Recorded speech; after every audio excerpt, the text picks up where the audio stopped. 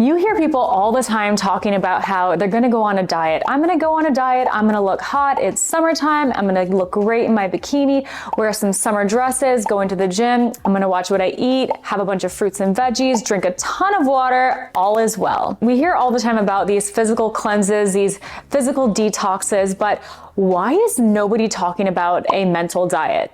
You see this right here? This is making you dumb. And let me tell you why. There is a countless number of people who mindlessly scroll on their phones. And I'm not just talking about TikTok. There's Instagram, there's Twitter, there's X, whatever. There's all these social platforms, including YouTube, including places that stream music. And all of these places are fighting for your attention. If you're anything like me, I consider myself to be an empath or a very intuitive and highly sensitive person. And I tend to find myself very affected by what I see in the outer world and what I consume on a daily basis. So I wanted to hop on here and make a quick video about the dangers of our phones and the dangers of watching TV and watching the news. So something very different about me is I don't actually watch Netflix. I don't watch TV. There may be a documentary from time to time that I will watch, but I'm very, very careful about the type of content that I consume. Let's start with TV, for instance. How many times have you seen something pop on the news where it's like breaking news,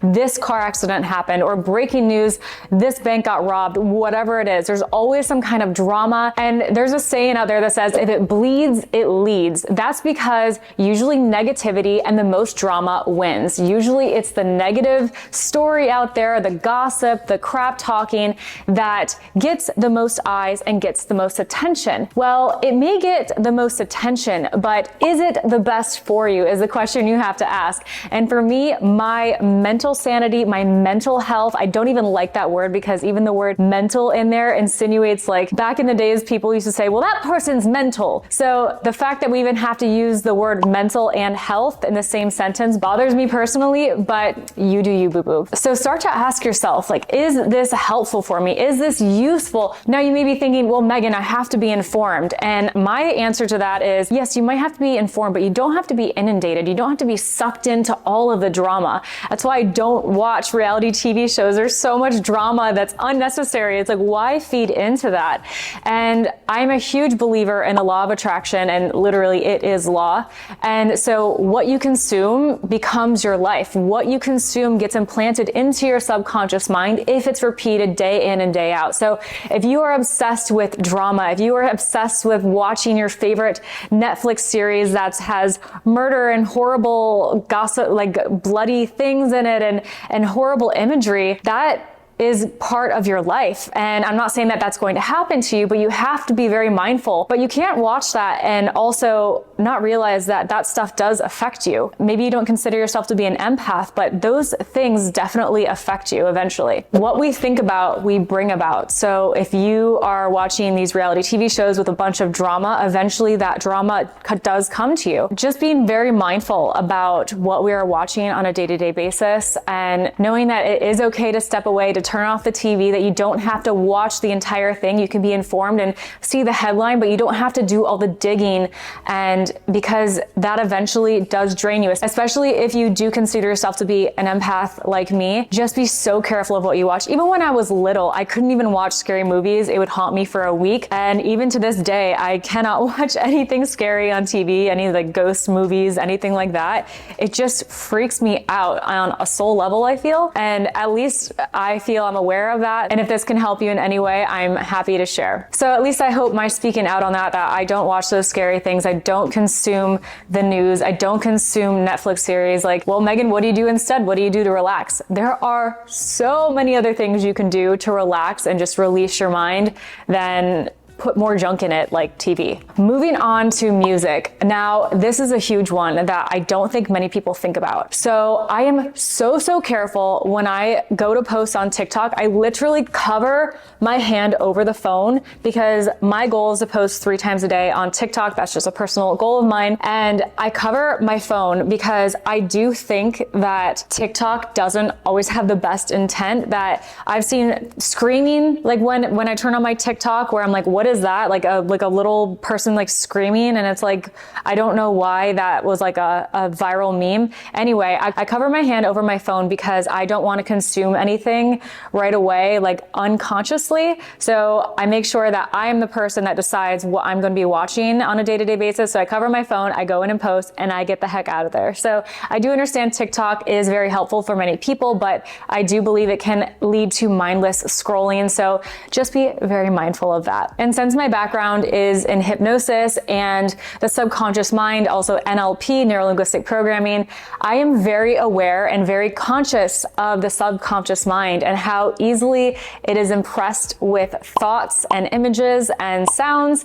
So just be very mindful and always believe that you must stand guard at the door of your mind. Like, our mind is a beautiful garden, and if we don't consciously rake and weed and tend to the garden, weeds are going to grow automatically. So we must be careful of what we consume and what we allow into our minds on a daily basis. So you are the gardener, you stand guard at the door of your mind. When is the last time you started singing a song, or maybe even just humming the tune in your head and you're like, wait a minute, where did this even come from? That is because it either you heard it subconsciously somewhere else, like maybe it was playing in the background of a restaurant you were at, or maybe you just heard it on TikTok and you're like, wait a minute, I didn't even really pay attention to that. Now I'm singing it. That is our subconscious mind playing back to us what's going on in our internal worlds. And you may just be thinking, okay, yeah, it's just a song, so what? But have you ever stopped and listened to the lyrics, especially nowadays? I find personally that the music, the mainstream media music nowadays is so dangerous to our psyche and subconscious minds that I literally don't even listen to it anymore. There may be a song, obviously, if I'm out and about, I'm not going to be like, hold on, let me grab my earplugs, though I do wear earplugs sometimes. That's a different story. That's for my hearing is very sensitive. But it is important to be conscious of the lyrics in songs. My assistant was singing a song the other day, and she didn't even realize she was singing it. I had to bring that to her awareness. She was singing a song that said something that was like, but you got no confidence, baby. Da da da da da da. And it's like, that was a popular song on Instagram or something. And I'm like, do you realize you're singing that you've got no confidence, baby? And she's like, oh my gosh, no, I didn't even think about that. And again, if you're somebody that doesn't like to read into this kind of stuff, cool, by all means do you. But I really do understand how what we say out loud and bring into the universe does affect us on a deep level. But I know some of you out there will be watching this and resonate with me that what we listen to and what we consume on a day-to-day basis does affect us on a subconscious level. And whatever is played out over and over again in our subconscious mind is revealed to us in our outer world. Like, we create our reality. We create our outer world by what we feed to our internal world first. Another thing to be mindful of is if you're on the expressway and you've been in traffic for so long and finally you come to the conclusion of why so many people were slowed down, and you look over and you see that there was a car accident. And what I do is I literally don't even look at the car accident, because think about all of these people that are now putting that car crash in their subconscious minds. They're giving it attention. They're paying attention to something that isn't going to benefit them. And I'm not asking you to ignore reality, but I am asking you to not give attention to what you don't want to create in your own life. So you can see it. And honestly, if I see something I don't like, I actually say God is with us. That is my own personal way of believing that I'm rebuking that which I am seeing or hearing. And so do what works for you. Say what works for you to make yourself feel cleansed of anything that you see or hear in your outer world. Because at the end of the day, we do have to live in real life. We do have to live in reality, but we don't have to let it affect us so deeply. And that leads me to my next point of training your focus. Train what you are focusing on a day-to-day basis. Are you focused on the beautiful birds flying in the sky, or are you focused on the shit on the ground? Because if you're focused on the shit, eventually you're going to step in it. And I don't want that for you. So figure out what you're going to focus on. I like to ask myself questions consciously, like, what do I see that is exciting? What do I see that's funny? What do I see that interests me? What can I see that is going to bring happiness into my life? Ask yourself positive questions, because that guides your mind, that guides your focus in a positive direction. Train your mind to focus on the positive. And that means when you start to see that you're focusing or spiraling, thinking about something negative, stop yourself in your tracks, turn your shoulders, turn your body, train and turn your focus onto what you enjoy, what you're grateful for, what you love, what you can appreciate about yourself, about somebody else, about the world around you. Always train your mind to focus on the positive. It doesn't mean that you don't see the negative. It's there, right? But we don't have to sit there and focus on it and bring all of our awareness and intention into it. What we garden, what we pour water into, what we nourish grows. Ask yourself, what do you want more of in your life? Do you want more birds in the sky, or do you want more shit? It's up to you. You get to decide. Many people can think it's daunting to have to monitor their thoughts throughout the day.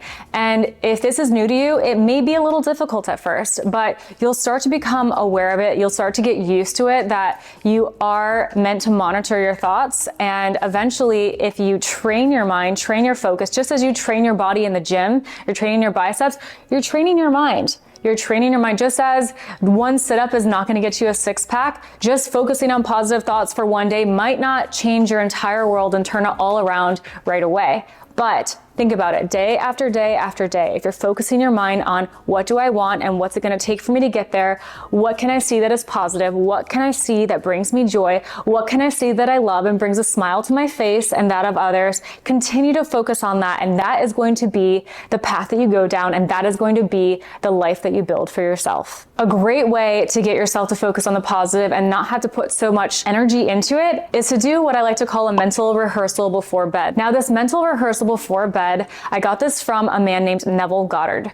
And this is about living in the wish fulfilled. This is about knowing what you want, feeling that wish as if it's already done. Live with the end in mind and feel that feeling now as if you have what you already desire. So you want to think about what you want, whether that's to go on a special vacation or that special someone to be in your life. Build a scene around it and then be in it, live in it. Close your eyes. This is meant to be done right before bed, so you're already tucked in, nice and cozy in bed, and you replay this scene over and over and over again in your mind. And what this does is, as you're falling asleep, you go into a brainwave called theta brainwave. This allows your conscious mind to relax and your subconscious mind to take over. So if you have a scene about being able to focus on the positive, or building a scene of what you want to happen in your life, the beautiful things, the loving things, the positive interactions, build a scene of all of that happening and use your imagination here.